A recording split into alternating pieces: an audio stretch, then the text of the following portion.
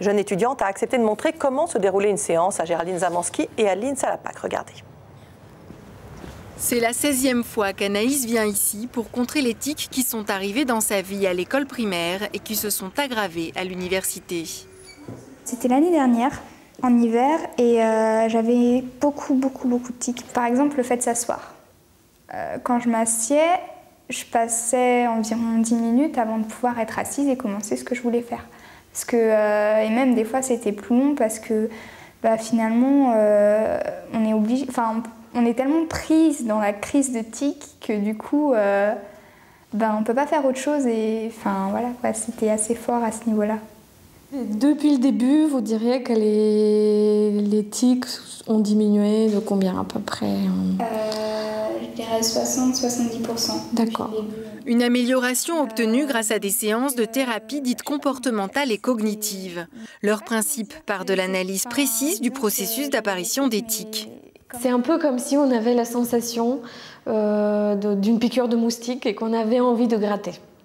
C'est la même sensation chez les personnes qui ont des tics. Finalement, ils vous le disent, ils vont le décrire très bien, c'est qu'ils vont ressentir quelque chose qui apparaît au niveau de leur corps, que ça soit une sorte de décharge électrique ou une montée d'angoisse ou une sorte de grattage. Donc il y a une sorte d'alerte. Et pour les tics, c'est exactement comme après une piqûre de moustique. Si on cède à la démangeaison, elle augmente et on se gratte encore plus. L'objectif de cette thérapie est donc d'aider les patients à résister à cette sensation prémonitoire, avec une méthode qui commence par de la relaxation. Installez-vous bien, confortablement. Pensez à bien vous concentrer sur la respiration.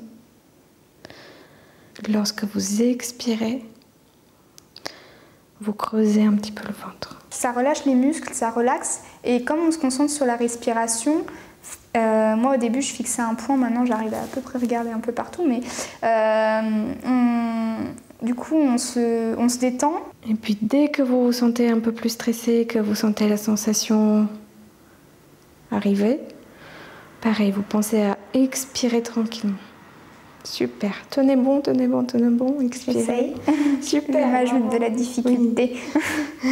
Moi je sens les tics, je sais qu'ils veulent venir et tout ça, mais en écoutant quand on dit fait par vague et tout, ça aide vachement. C'est que des mots, mais ça aide parce que du coup on se concentre aussi sur ce que le médecin dit et au fur et à mesure de l'exercice, la recrudescence de la vague est moins forte. Alors, on va arriver à apprendre au cerveau à réagir d'une autre manière. Et donc pendant la thérapie, donc vous avez ce côté habituation. En fait, la personne va s'habituer finalement à cette sensation.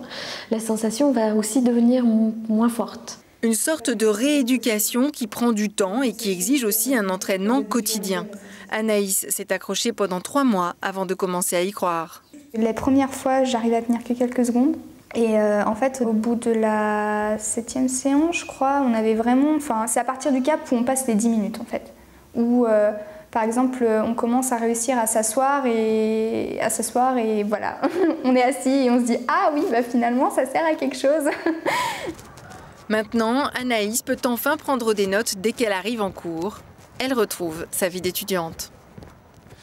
Alors, les bénéfices de la thérapie cognitive et comportementale, comme vous l'avez vu dans le reportage, s'amplifient sur le long terme, comme si le circuit responsable des tics n'était plus alimenté ou que le cerveau avait renforcé